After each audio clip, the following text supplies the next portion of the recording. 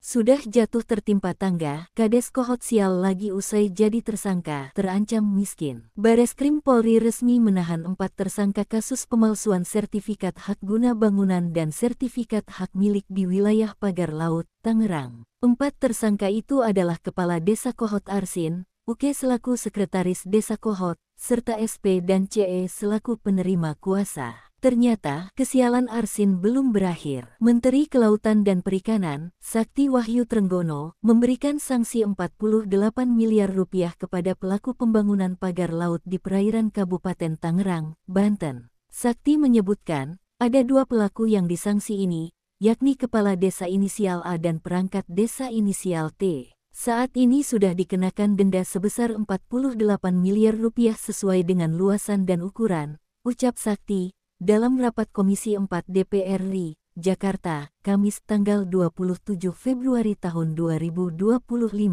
Menurut Sakti, 2 pelaku ini terbukti sebagai penanggung jawab pembangunan pagar laut. Keduanya juga mengakui kesalahan